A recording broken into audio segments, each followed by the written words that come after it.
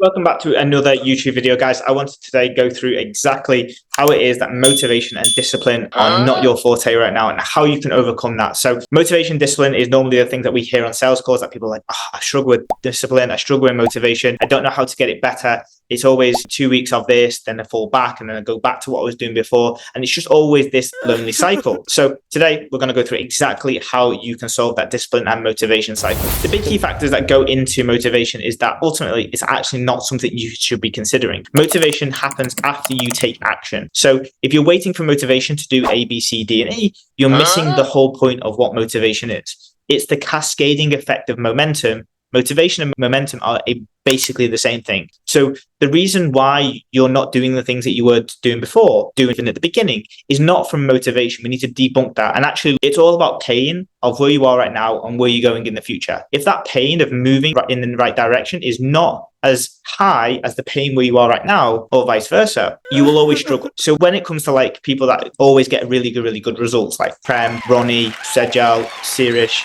they always had a high degree of pain when they first started. Maybe it was putting on the jeans, maybe it was taking their picture with the top off, maybe it was wearing a wedding dress and they weren't comfortable in it. That's a high degree of emotional pain. So the steps that they took to get to that next step is because of this motivation of fear, pain, and emotion. And we really need to understand that when we're actually looking at how to make changes. Because at the beginning, as you go through the first 6, 12, 20 weeks of your journey, it's not motivation. It's actually fear, emotion, pain. And what happens is that as people go through the journey, when you lose a bit of weight, that pain goes from this amount when you couldn't wear that t-shirt or the jeans were too tight, and the pain reduces down.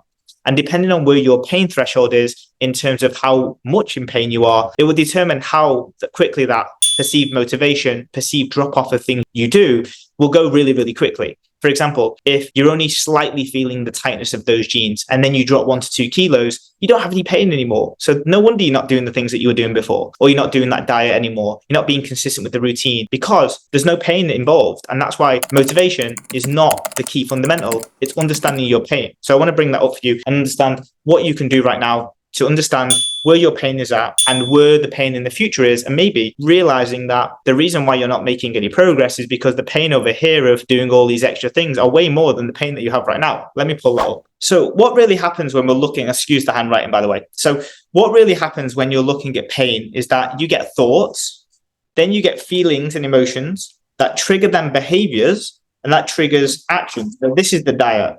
Sorry, the cat in the background. This is the pain. And the more pain that you have, the quicker those action and behaviors will become reality and the more consistent you do them. However, motivation doesn't exist in this cycle. There's only pain and then there's action.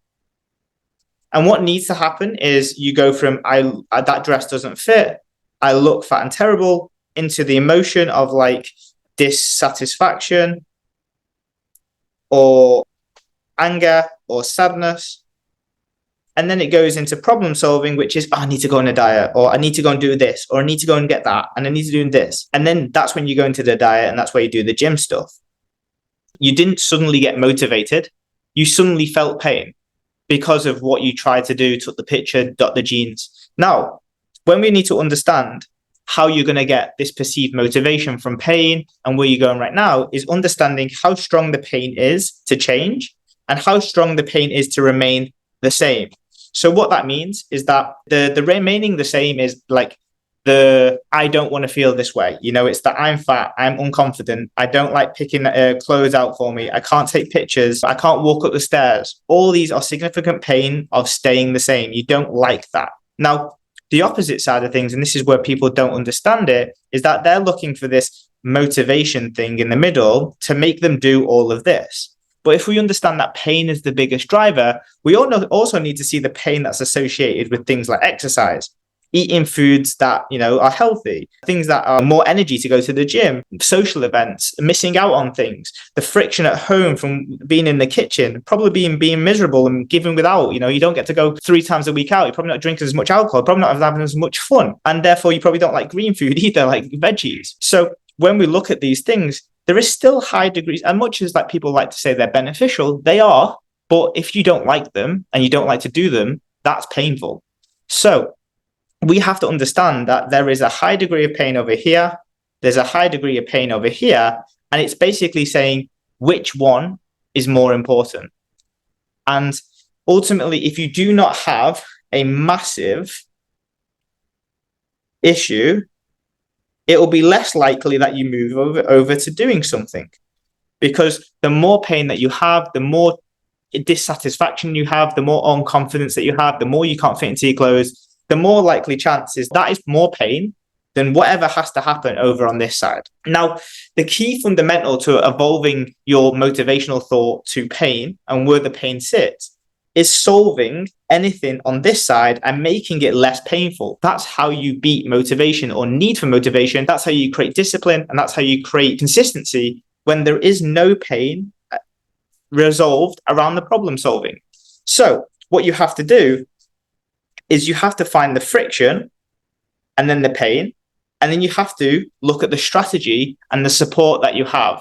So what that means is that over here, whether it's like green food or eating on a diet or exercising, these are all strategies to get weight off.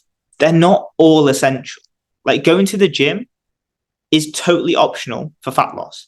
It's all about how little you eat compared to how much your body burns. If you just did that in any way, shape, or form, even if you ate McDonald's and KFC every single day, you would still get the results that you wanted to. So when you understand that probably the diet that you're on right now and the strategy that you have is making this jump over to this side and doing the things that you want to do really difficult, the more you'll actually solve the problem and do something about it. So when we look at all these things, all of the things around diet, exercise, social life, habits, all of these are completely flexible.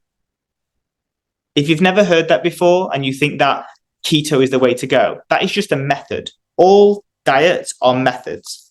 You need to find a way that it customizes to you, not you molding your life around a diet. That's why you're struggling for motivation, because your diet sucks for you because there's so much pain involved with it. Now, even with exercise, it's about finding the minimum effective dose. Like you might not even need to do training. If your goal is just fat loss, you could just do steps. And if you can't do 10K, you could do 8K, you could do 6K, and you could do 4K to find where you need to be to get the ball moving. And then social life. Most of the time, most people struggle with motivation because they're always saying no. But actually, if you look at nutrition and you get the right strategy, you can still have the things you enjoy. You just need to find the right way and the right strategy.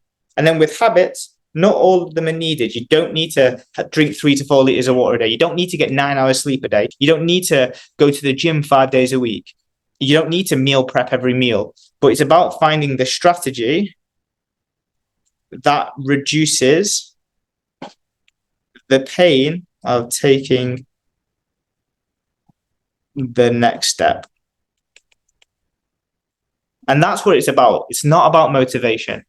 It's not about discipline. It's about reducing friction in these areas so that whatever pain level you have, you might just like the idea of losing 5 kilos. You might be absolutely desperate to lose 20 kilos. If the friction on these areas are super, super high, it doesn't matter your goal. It doesn't matter how badly you want it. The pain of going forwards is worse than where it is right now. And my cats are going to get some pain after this, trust me. So hopefully you can see that you don't need motivation. You need frictionless action. And to get that strategy and get that solution, we are happy to help you. So if you're watching this video and you're not part of Autonomy, just drop me a message via Instagram, nathan.autonomy. Happy to help. We'll jump on a call. We'll look where you're at right now. We'll look at you in the future and put a game plan ahead for you that revolves around frictionless movement in the right direction so that whatever pain you have, you're not relying on motivation and discipline. You're just relying on you're going to do it because you enjoy it and it's in your lifestyle. It's things that you can commit to. So guys, hopefully that makes sense. Small video from me today. See you soon.